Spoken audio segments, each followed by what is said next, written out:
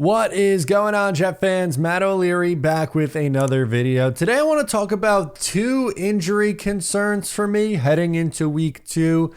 We're going to get into all of that and how it will impact not only the Jets in week 2, but potentially beyond. Today's video is powered by BetUS, the official sports book of this YouTube channel. If you're curious about placing a bet on the Jets and the Titans, here's what you do.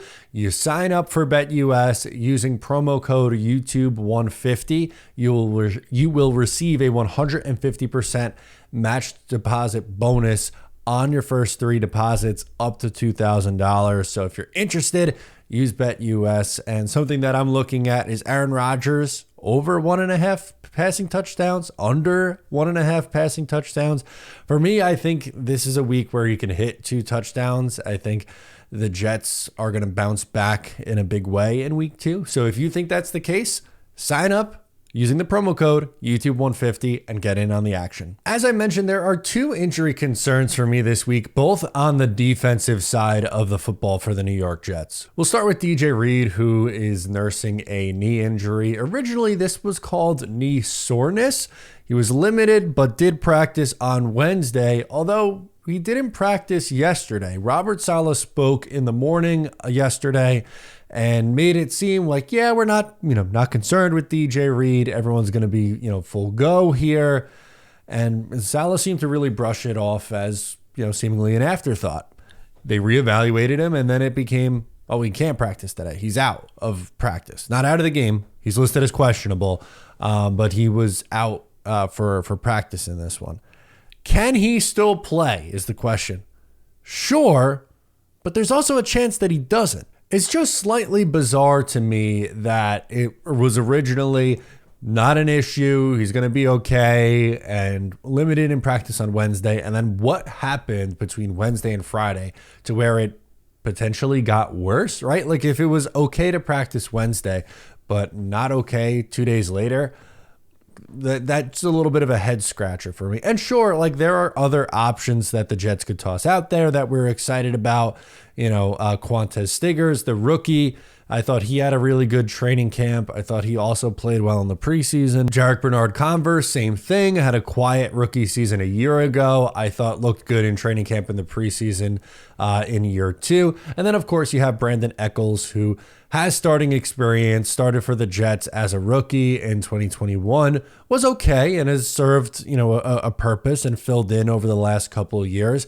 He would probably be the first one up, I'd imagine, but you also have the opportunity for guys like Quantez and Jarek Bernard-Converse. There's also Michael Carter, and I know that Robert Saleh said after the game against San Francisco that he could have came back in, which is a good sign. We could say that, it's not bad enough to where the Jets feeded that.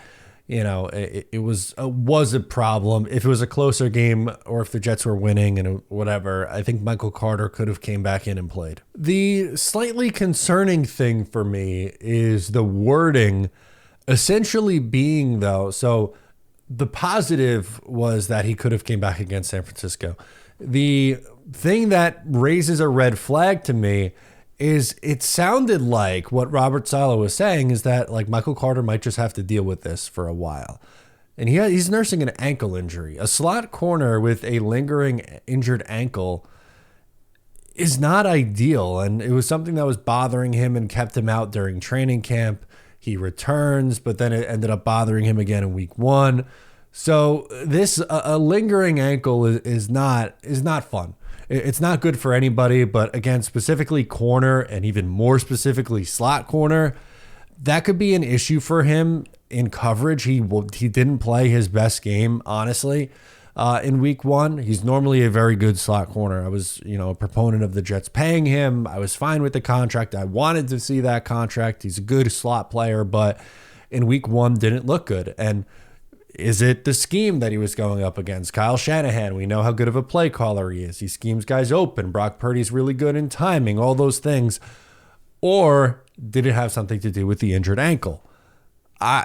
Probably a little bit of both, if we're being honest, but I think we really need to keep a close eye on Michael Carter, not only this week, but in the coming weeks to make sure that this thing's not getting worse. The Jets do have depth at corner, which is a positive, but let's be real. I think their best version of themselves is with a healthy Michael Carter, healthy DJ Reed, and a healthy Sauce Gardner out there. So hopefully that's the case. Fingers crossed that all three are good to go and look good in week 2 and have a bounce back performance. But I just wanted to mention that as something to keep an eye on.